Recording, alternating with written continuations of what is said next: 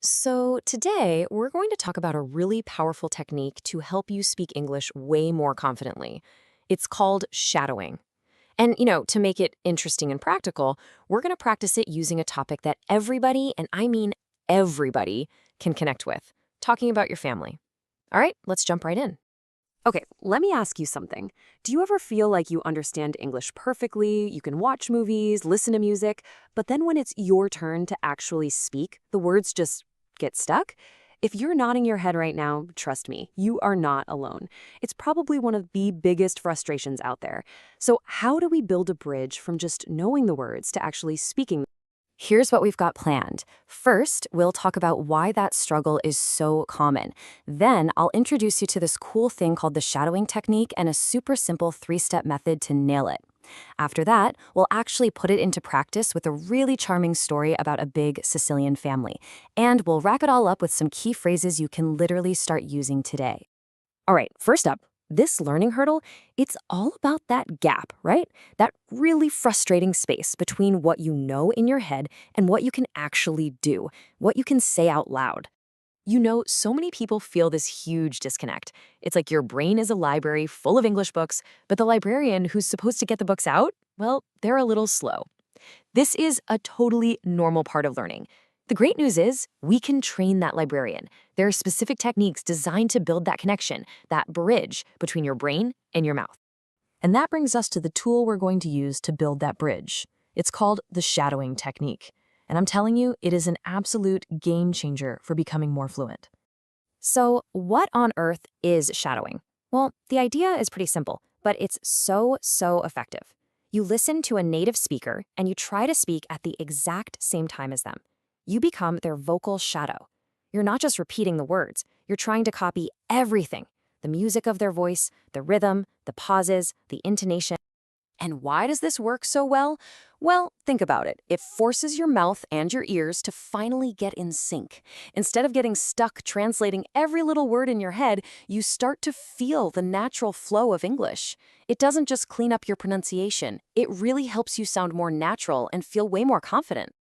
Okay, the theory sounds great, right? But how do you actually do it? Let's break it down into 3 really simple, manageable steps that you can use to practice this effectively. So step 1 is super passive. Just listen and read along. Easy enough. Step 2, you become an echo.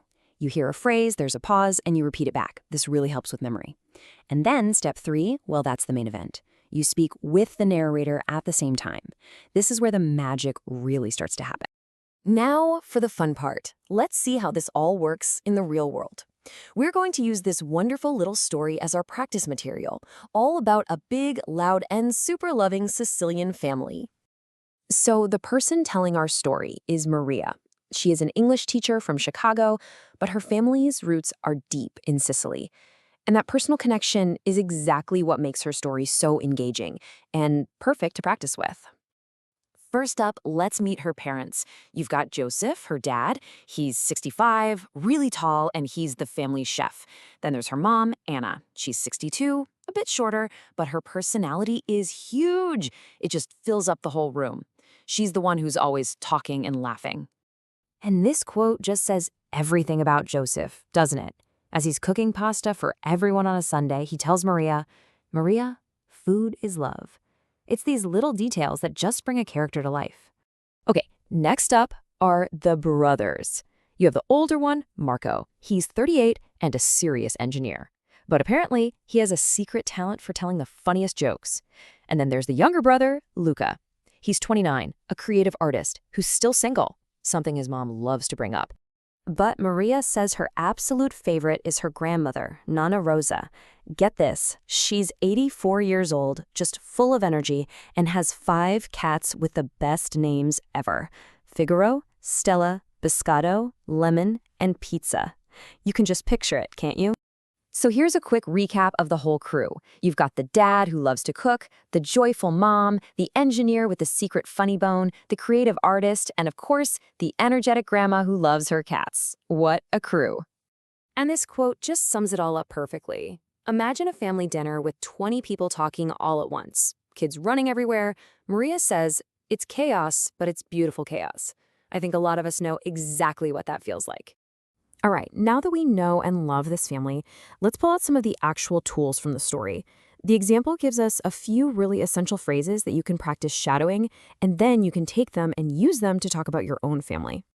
These 4 phrases are just a fantastic starting point. Let me tell you about my family. That's the perfect opener. Being able to say someone's age is obviously super important. Saying who your favorite is, well, that adds a personal story. And family is everything to me is just such a powerful, heartfelt thing to say. And this really gets to the most important point of all. Learning a language doesn't have to feel like homework. When you combine a powerful method like shadowing with a real story, one that has personality and emotion, your practice becomes so much more effective and honestly so much more fun.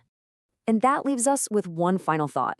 We've gone over the technique, we've heard the story, so now it's your turn. Think about your own family, your own beautiful chaos. What's the first story you're going to tell?